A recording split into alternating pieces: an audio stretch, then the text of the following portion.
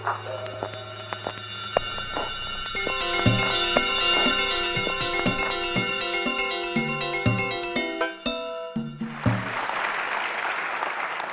permainan dimulai, ada kata-kata ajaib yang selalu dilakukan oleh anak-anak kita.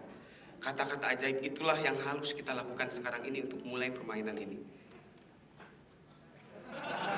Oke, kita lakukan bersama. 1, 2, 3. Oke, resmilah Anda bermain sekarang dengan saya. Oke. Nama saya Zaini Alip. Saya kecil terus-menerus begini karena saya terus bergaul dengan anak-anak terus.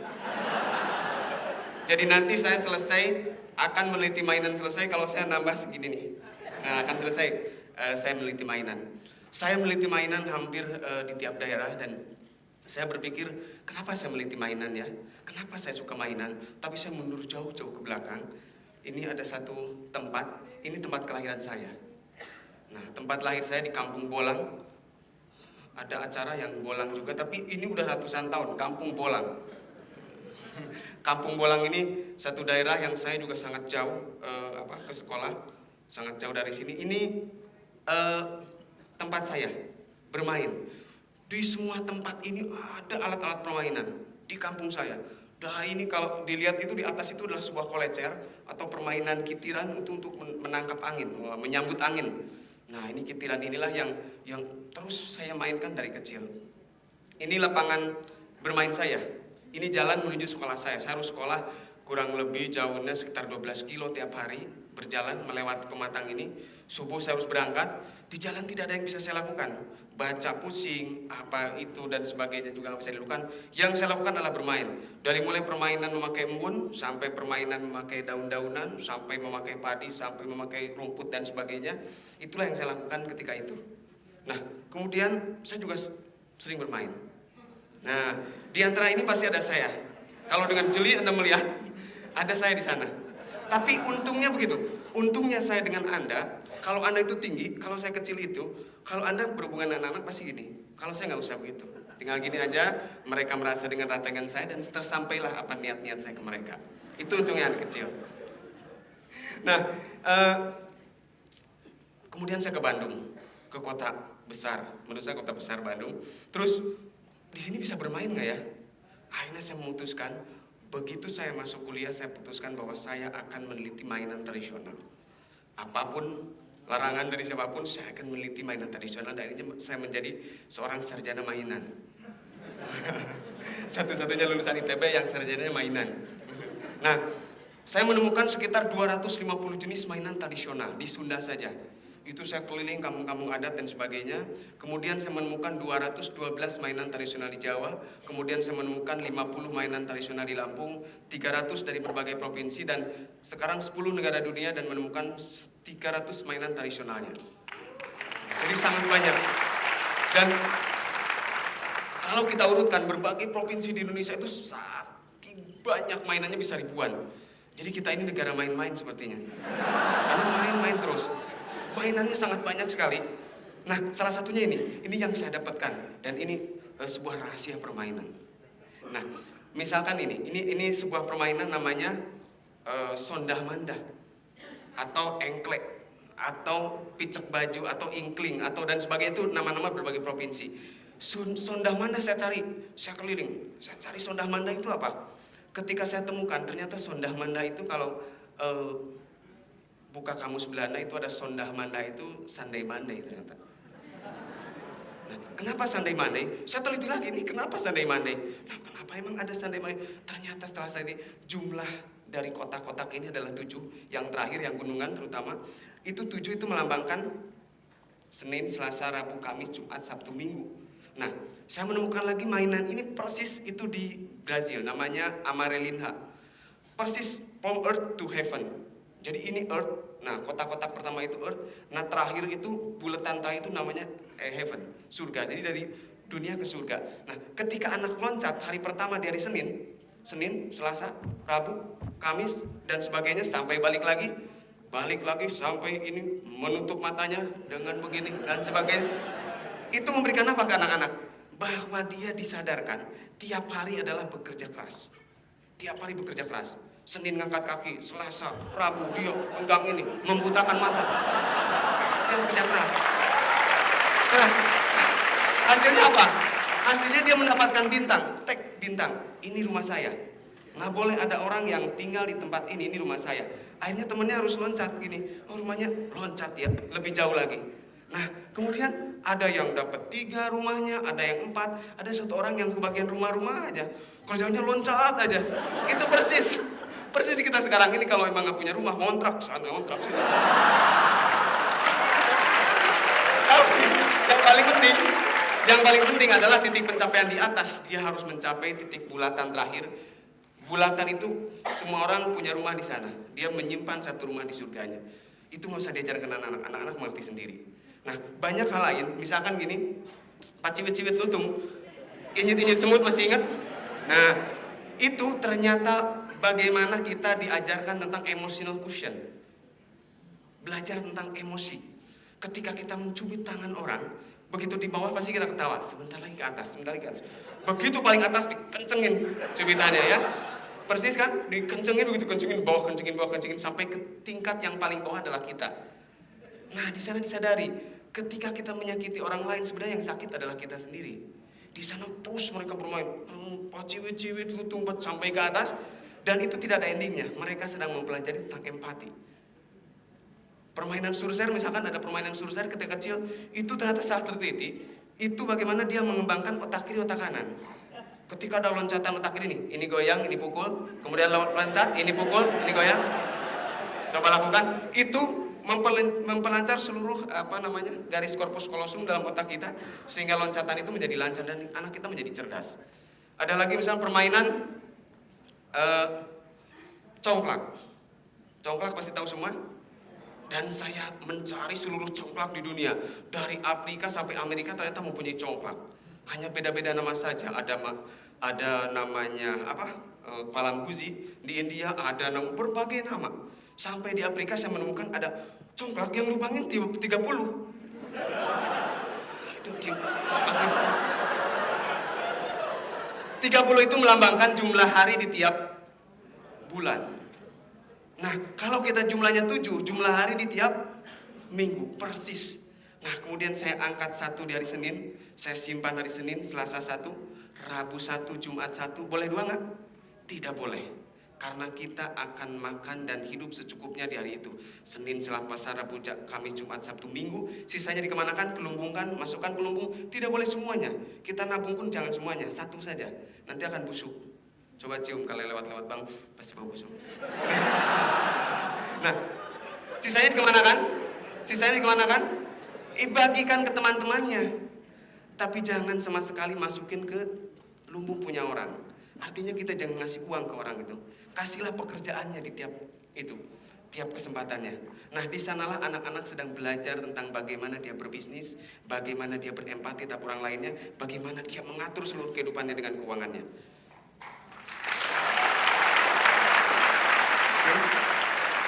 Ada lagi gatrik masih ingat? Bentri. Bentri, patok lele kalau di Sumatera, takadal kalau di Kalimantan, patok babi kalau di Sulawesi dan sebagainya, berbagai macam. Sampai ke Perancis punya gatrik namanya, banyak hal. Nah, ini gatrik ini bagaimana anak-anak mempelajari tentang matematik. Belajar matematik melalui mainan tag. 2 langkah, 4 langkah, kurangi 2 langkah sama dengan 4 dan sebagainya. Itu bisa dilakukan anak-anak dengan gampang. Tidak menghitung 4 tambah 4. Wah, enggak.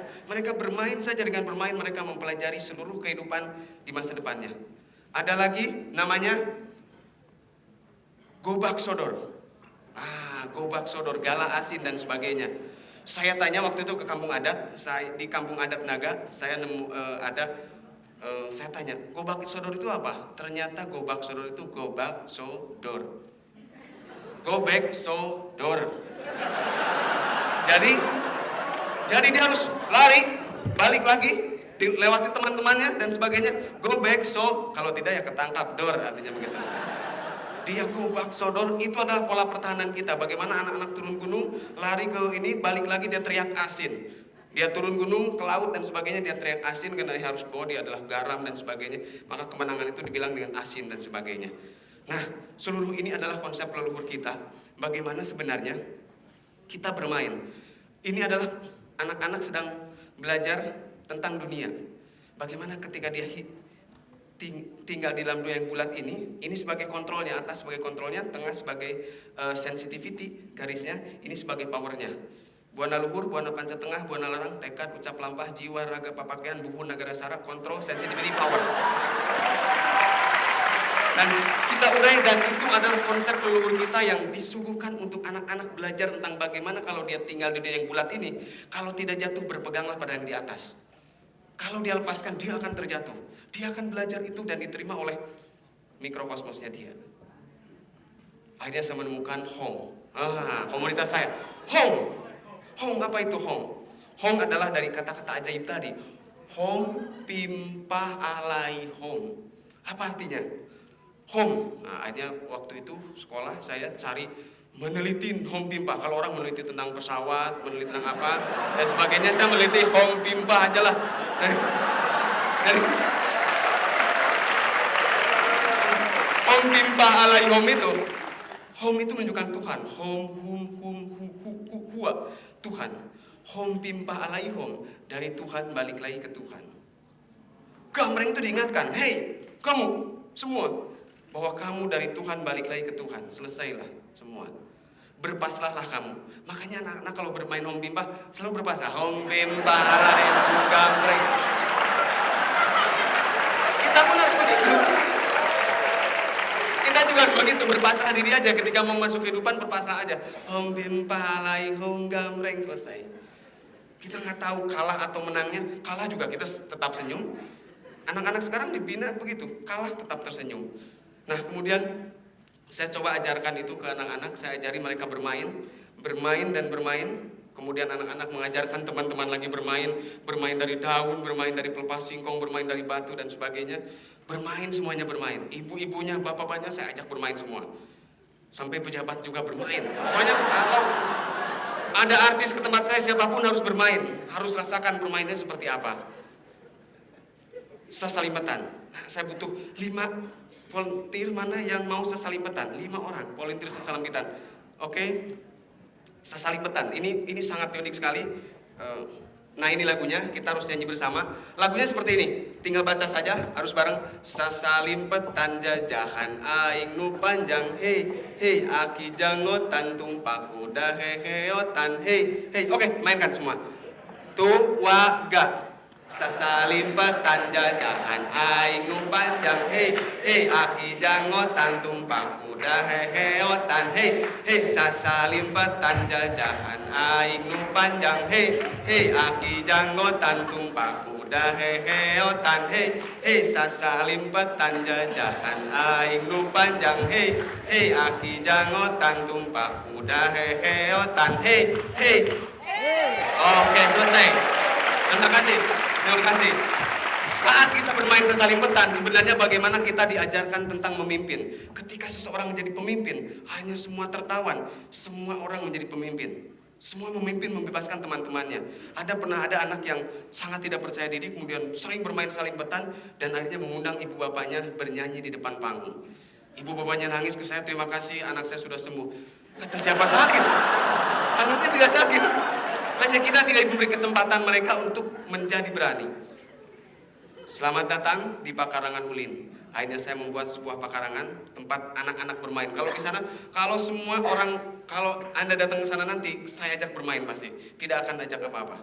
Diajak bermain. Permainan intinya adalah ada 3 konsepnya: mengenal diri, mengenal alam, dan mengenal Tuhan. Ini permainan wayang ini dari pelepas singkong. Bagaimana konsep diri itu? Dia mulai mengenal air. Ada permainan air dari babalonan sarung dan sebagainya. Ini mengenal airnya, mengenal apinya dengan permainan damar sewu. Ini permainannya angin, kolecer dan sebagainya, kitiran. Anak-anak gampang mengenal angin itu, loncat terus, jilat itunya, cari anginnya. Oh, sebelah sana. Akhirnya begitu angin dari sebelah sana, dia nerbangin dari sini. Anak-anak sekarang lihat, mau nerbangin layang-layang dari mana aja. Dia nggak terbang-terbang, karena dia nggak kenal anginnya. Kita harus kenal anginnya. Nah, kemudian ada permainan batu, ada pepancakan dan sebagainya. Akhirnya saya melakukan penyuluhan ke berbagai tempat bahwa mainan itu penting. Mainan adalah sebagai konsep dasar manusia hidup di dunia. Mainan itu sangat serius, tapi tidak main-main. Saya sangat serius. Saya kalau bermain itu sangat serius. Anak-anak kecil, teman-teman saya ini sangat serius bermain. Ketika petak umpet sembunyi dan sebagainya, terus ketemu sama kucingnya, "Hei, ketemu." Serius aja, ya udah ketemu. Saya bermain dengan serius, mereka serius. Tapi orang yang mengatakan sekarang serius, aturannya malah dilanggar semuanya. Siapa yang lebih serius? Kayaknya mainan yang lebih serius dibanding kita. Nah, apalagi sekarang gini, pola pendidikan kita yang sekarang mengacu pada pola pendidikan tidak tahu entah pola kemana, saya juga nggak tahu. Nah, Bapak Ki Hajar Dewantoro adalah Bapak pendidikan kita. Tapi saya sangat sedih karena tidak ada satupun ajaran Bapak Ki Hajar Dewantoro diajarin sekarang. Nggak ada satupun. Nggak ada satupun. Bagaimana alam ini sebagai proses pembelajaran tidak ada. Bagaimana tingkatannya wirasa, wirahma, wiraga tidak ada. Bagaimana konsep taman siswa, taman madya, taman dewasa itu tidak ada. Semua berubah. Tapi tetap Bapak Ki Hajar Dewantoro Menteri Pendidikan. Tokoh pendidikan. Sedih saya. Nah, akhirnya saya ajarkan ke ibu-ibu, ke anak-anak semua bahwa inilah proses pembelajaran kita. Disinilah kita belajar. Di mainan tradisional kita belajar. Semua mainan ada di sini, semua konsep kehidupan ada di sini untuk menyiapkan masa depannya. Apa yang dikatakan oleh Huizinga sebagai bahwa kita adalah homo dan makhluk bermain. Kita sedang bermain aja, saya masuk ke sini terus ada di sini, tiba-tiba main-main aja. Aturannya masuk ya jam segini ya, sekarang keluar jam segini ya, semua nurut aja, keluar masuk lagi, keluar masuk lagi. Kita bermain sebenarnya, just a game saja. Just a game saja, bermain saja, anggap saja bermain. Seluruh dunia punya mainan. Saya sudah coba teliti dan semuanya hampir sama. Mainannya hampir semuanya sama. Bahkan ini congklak di berbagai negara. Ada Palangguzi, ada Owari, Makala dan sebagainya. Siapa sangka bahwa congklak itu ada di mana-mana. Ini engklek ada di mana-mana dan sebagainya. Bahwa kekuatan kita itu ada di sini. Indonesia itu paling banyak mainannya. Makanya saya tadi diungkapkan juga bahwa cita-cita saya adalah tiap orang yang belajar mainan itu ke kita. Bolehlah belajar komputer itu ke Jepang atau ke Amerika atau kemana, belajar mobil itu kemana bolehlah, tapi seluruh dunia belajar permainan ke kita.